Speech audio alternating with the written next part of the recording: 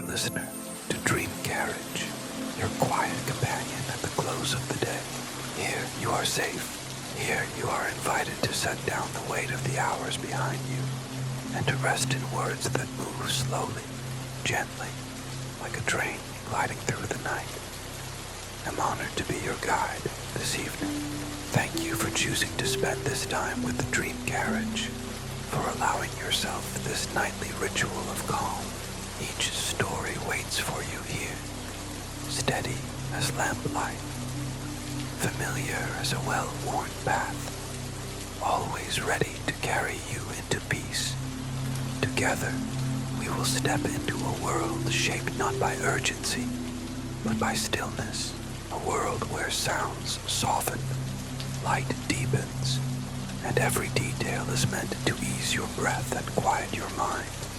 So, settle in, let the day fall away, and allow tonight's journey on Dream Carriage to open gently before you, leading you toward rest, and finally, toward sleep. Long, long ago, at a time before human memory, the world looked very different. Yes, all of the familiar features of the earth and sky were there. However, they did not divide themselves in the way they do now. The brown and green land did not isolate itself from the water, at least not all the time. The ocean and the features of the earth did not remain separate from the planets and stars in the sky. Instead, these building blocks of the world existed in tandem. The sun and moon, the water, and the land were all very friendly with one another, mingling happily. The sun and the moon were the king and queen of the air. They were good neighbors to the sea god and the creatures of the land. They were very well liked. The Sun King was, after all, a very handsome and generous fellow. He naturally impressed everyone, no matter where he went. His golden rays and warm, radiant gifts were welcomed by all. It seemed that prosperity sprang up wherever he visited, and his neighbors were glad to receive him. Even better, his ethereal and beautiful wife, the moon, traveled in his wake.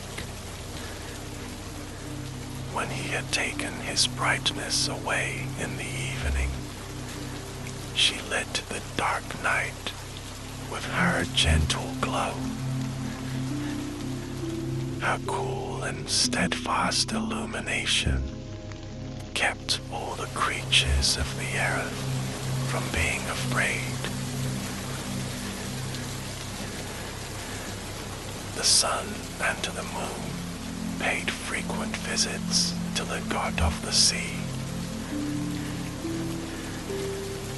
Although the sea god's many subjects were happily accustomed to the chill and the moody depths of the ocean, they welcomed the Sun King's brilliant sunbeams at times. For what use was the colorful beauty of the undersea world without a little bit of light to show it off?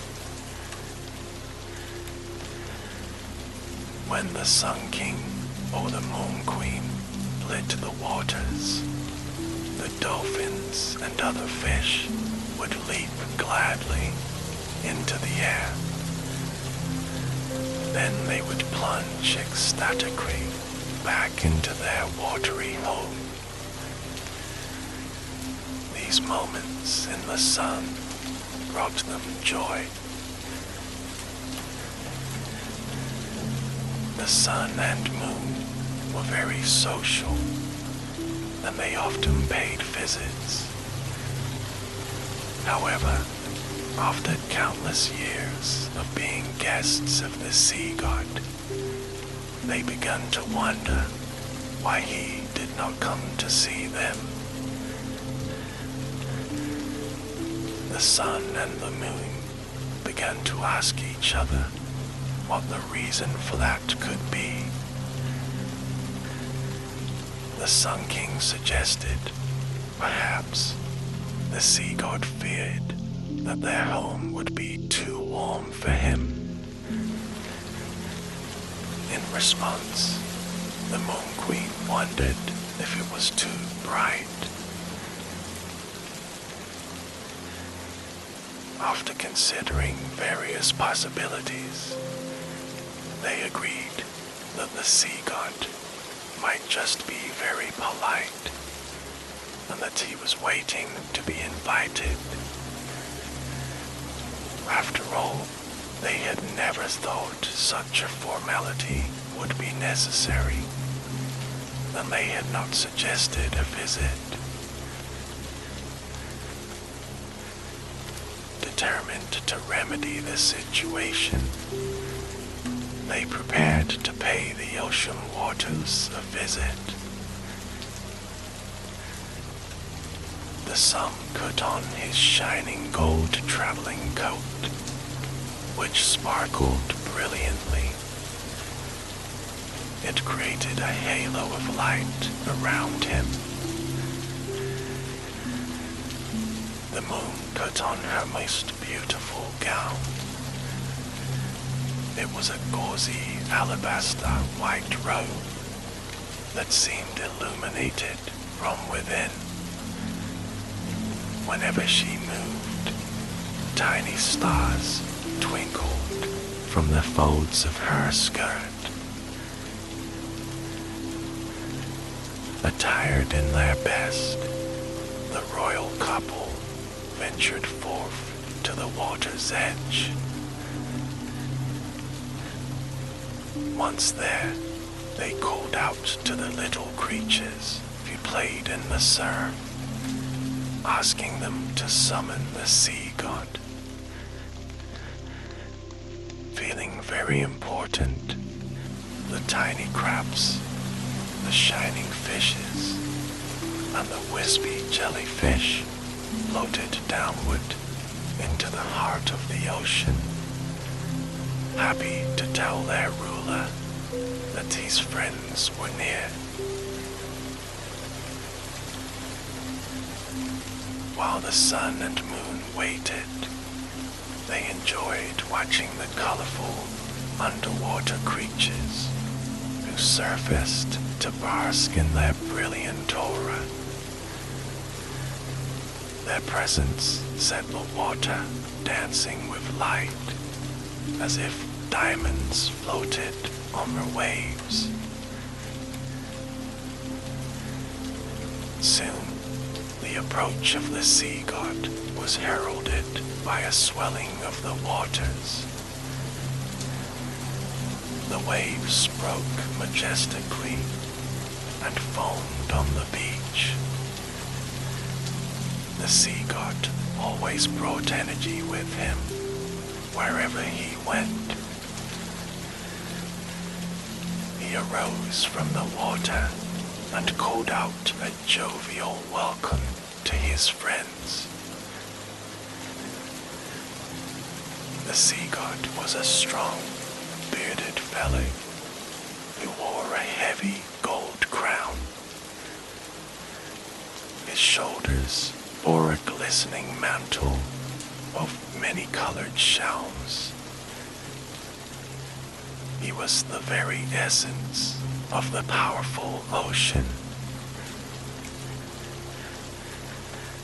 Together, the sea god, the sun king, and the moon queen passed a happy afternoon on the beach. They spoke of their latest news, or the events in their respective kingdoms, and of the creatures in the sky and in the waters. When it was nearly time to go, the Sun King got to the point of his visit. He asked the sea god why he had never come to visit them, and what might induce him to do so.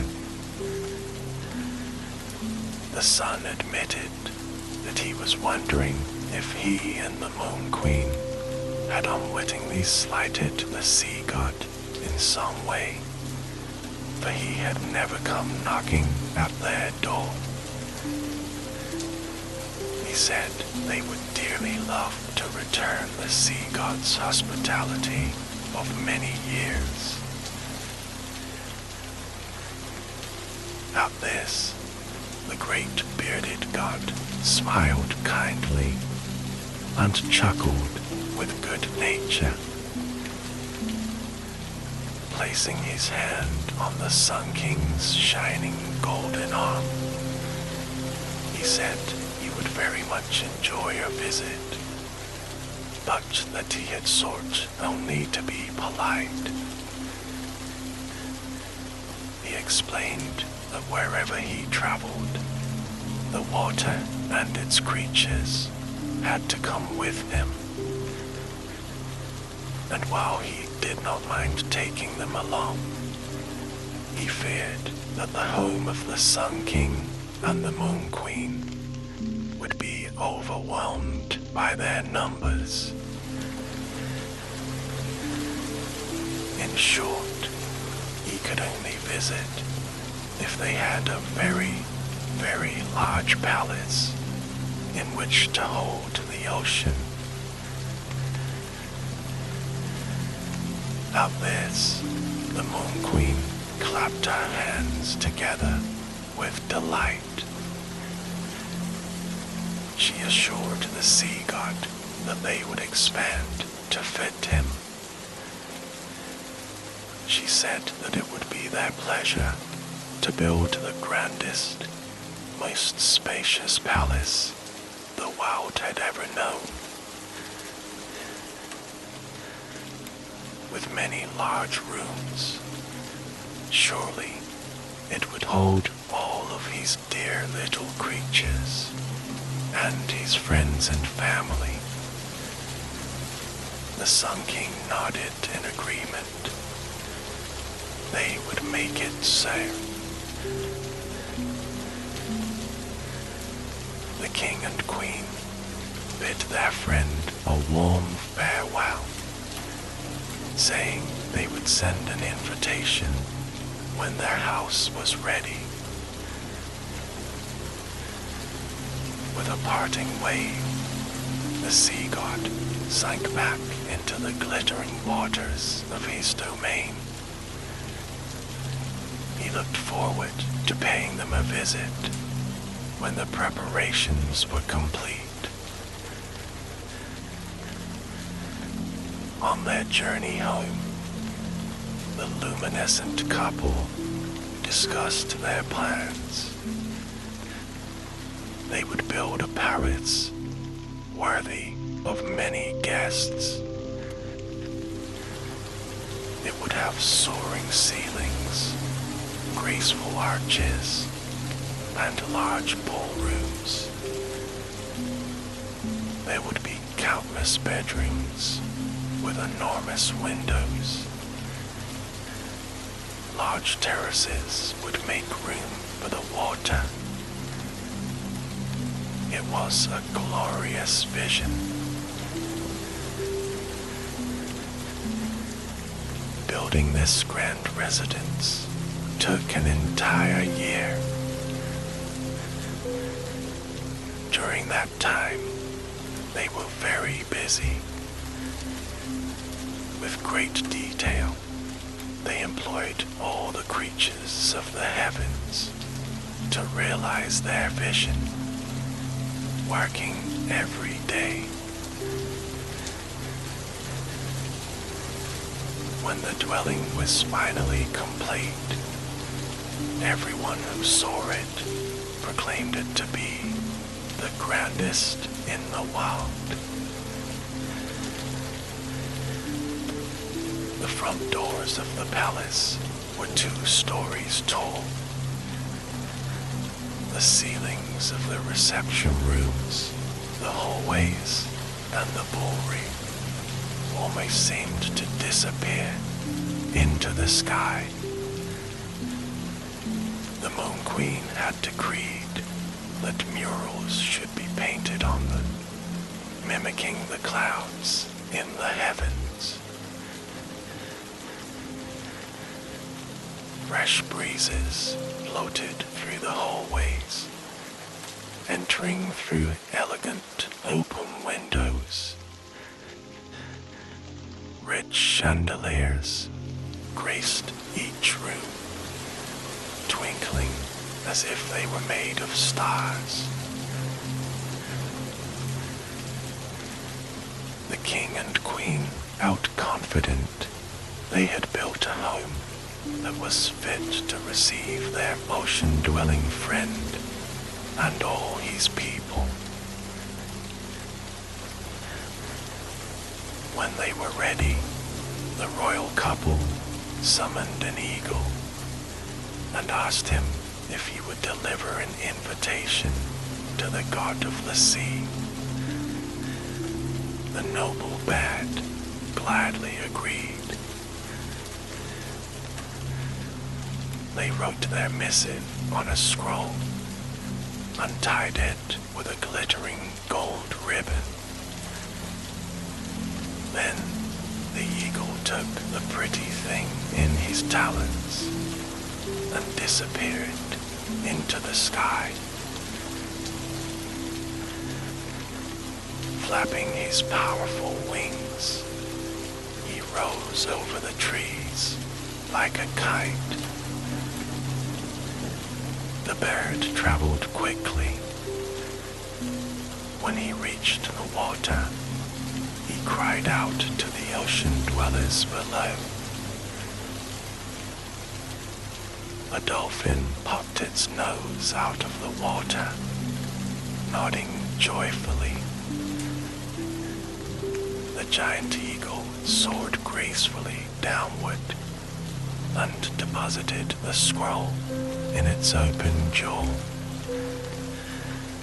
The dolphin then leapt smoothly back into the waters, and the bird soared upwards and disappeared again, returning to the skies over the land. Meanwhile, the sun god received his elegant invitation with delight. He dispatched a massive school of shining fish to spread the word. The sea would be traveling to the palace of the sun and the moon, he told his subjects.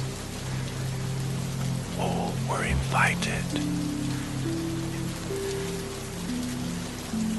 Wriggling with anticipation, the countless tiny fishes dispersed in little schools. They spread the news quickly and efficiently to all the diverse creatures of the sea. The mighty ruler of the waters attired himself in his most dazzling robe and polished his trident to a high shine.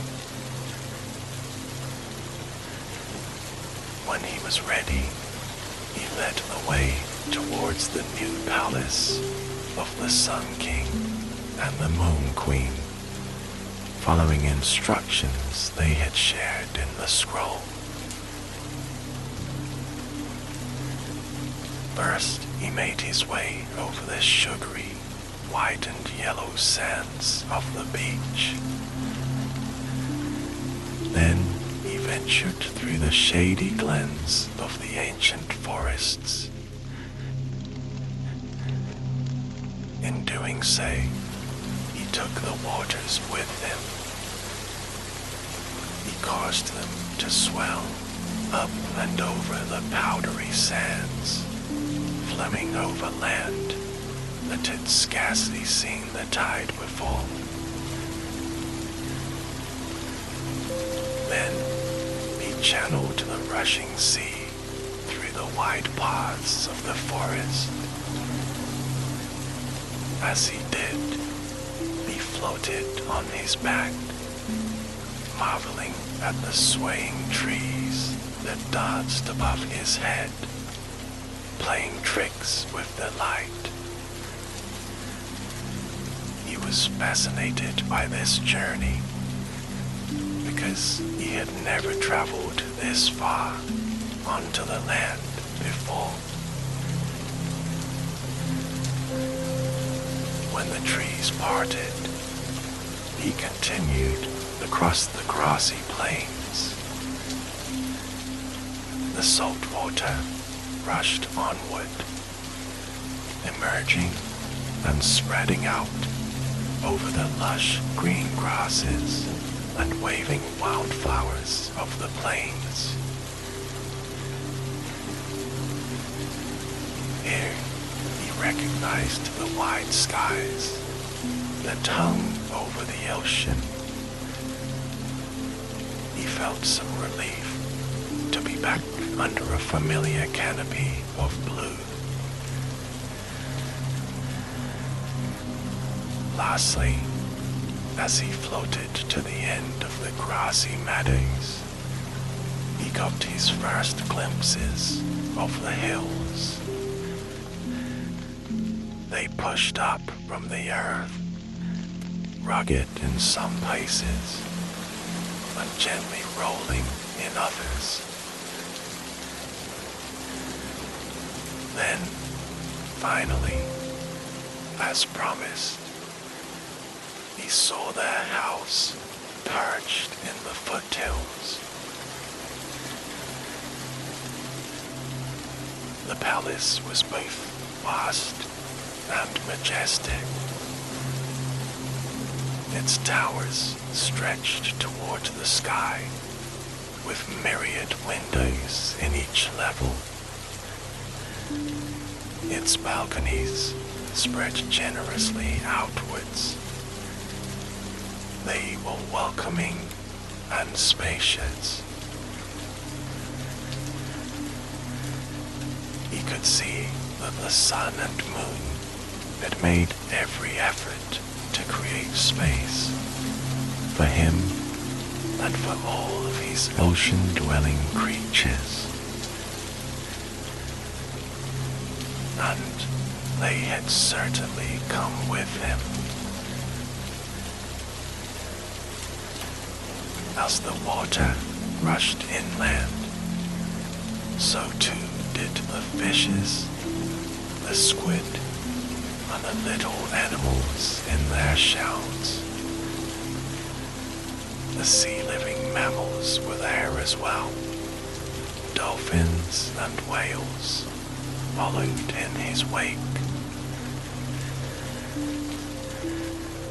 Of course, there were also mermaids, who were very plentiful in that time. In fact, the mermaids were probably the most excited of all, because they always enjoyed a fine party. Up in the foothills, the king and queen had been watching for their friend's arrival ever since the eagle returned. Standing on the enormous terrace of the house, they patiently watched in the direction of the coastal waters, happily anticipating this visit. when the blue and green water finally came into view, rushing from the plains, the queen clapped her hands together with delight. She called out to the servants to prepare for their guests. All the doors were opened wide. The god of the sea arrived fast, his coat a vision of shimmering beauty, and his tridents sparkling in the rays that came from the sun. With him, the cool waters of the ocean, which was soon eagerly exploring the steps, and then the veranda. The gentle waves ran smoothly into the ground floor of the house, cooling quickly in every depression or crevice, then rising upward.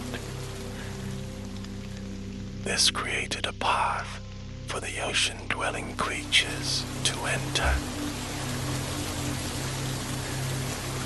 First came the little tiny ones, swimming freely in the first few inches of shallow waters that filled the ballroom. Like tiny emissaries, the animals quickly fanned out, taking in this strange new place.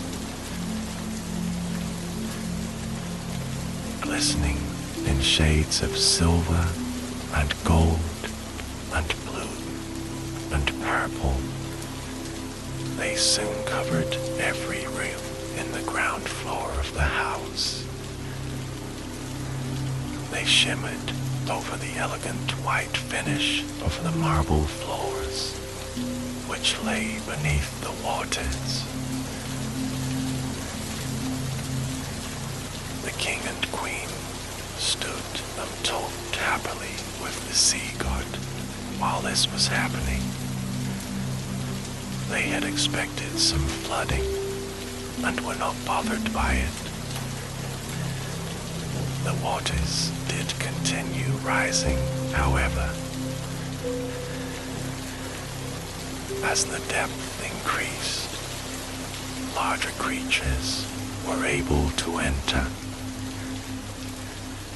A massive squid squeezed itself comically through the door, floating awkwardly inside. Crabs and lobsters crawled over the window sills, flopping into the interior of the pallets. Naturally, some seaweed flowed in along with everything else. The plants did not like to be left out of the fun. Before long, the queen found that her elegant gown was floating around her like an island of gauze. Being extremely well-mannered, she acted like nothing was amiss. However, it concerned her a little bit that the water was already more than waist-high.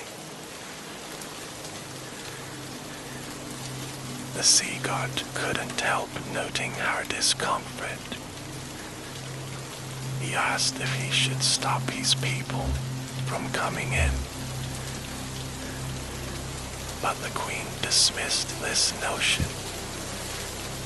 She told him all his creatures were welcome, and that the house was quite sure to be big enough in the end. Taking her at her word, he continued to allow the water to flow inside. Now that it was shoulder deep on the king and queen, the array of swimming guests became impressive. The dolphins splashed playfully into the ballroom and engaged in a boisterous dance. The sharks slid gracefully through the flooded windows, circling the room like crafty wallflowers. Most beautiful, however, were the mermaids. With their multi-hued scales glittering in the sun, they swam gracefully onto the terrace. Like dancers, they dipped and splashed, some perching on the railing, and others floating and sunning themselves. Looking around, the Sun King found himself wondering how any additional sea creatures could possibly exist. It seemed they were all here in his house. The water continued to rise though.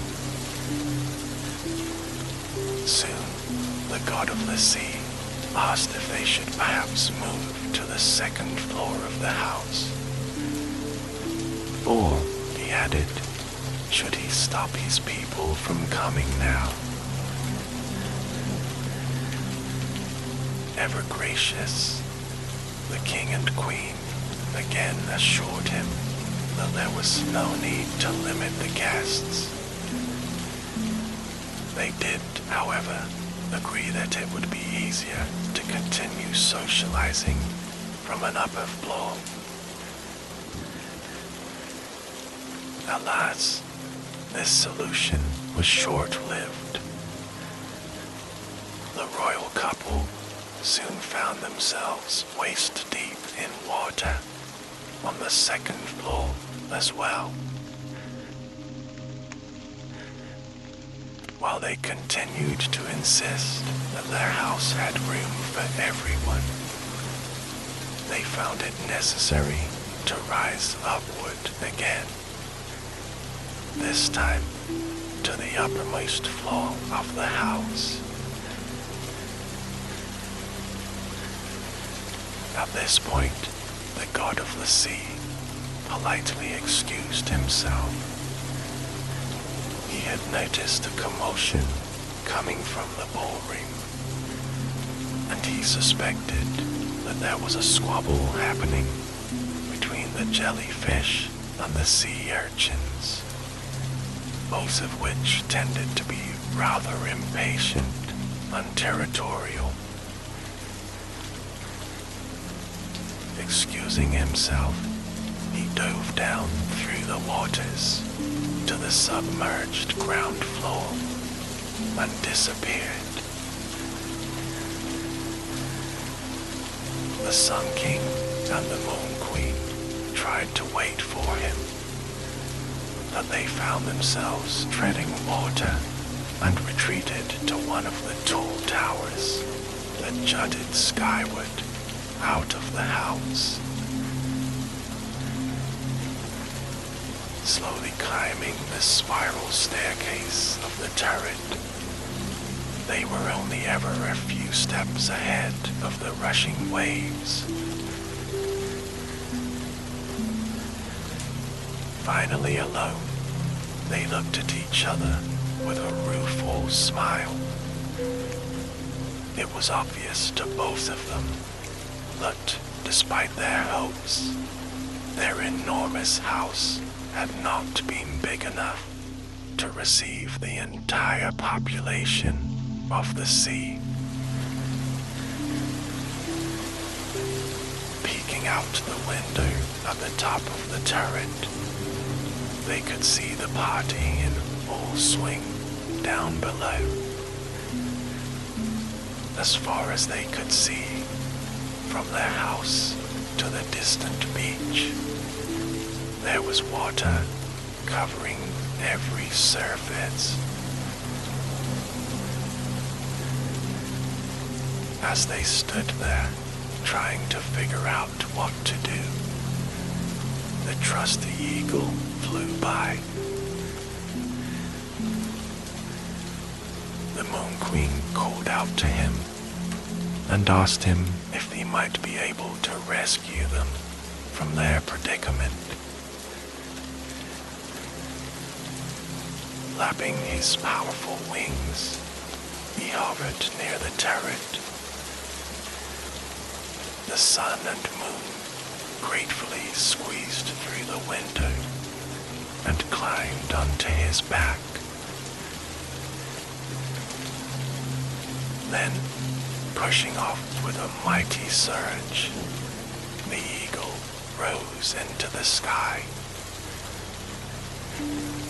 He flew higher than the tops of the mountains and up through the clouds. As they climbed in altitude, the Sun King and the Moon Queen glanced below them at their palace, which was now just another part of the ocean. Then they both laughed and shook their heads, looking at each other with a shrug. They sprang from the eagle's back and waved goodbye to him, floating up into the sky. As much as they had enjoyed meeting the creatures of the sea, they were so relieved to once again be where it was quiet and dry. All around them, the stars glittered peacefully with excitement at their arrival. So it was that they decided to stay. After that time, the sun and moon still generously shared their light day and night with the land and the sea. But they chose to do it from a safe distance.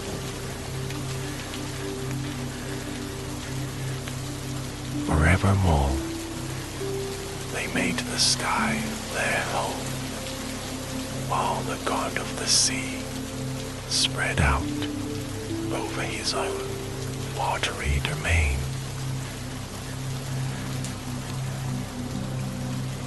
And that is how the world has happily remained to this day.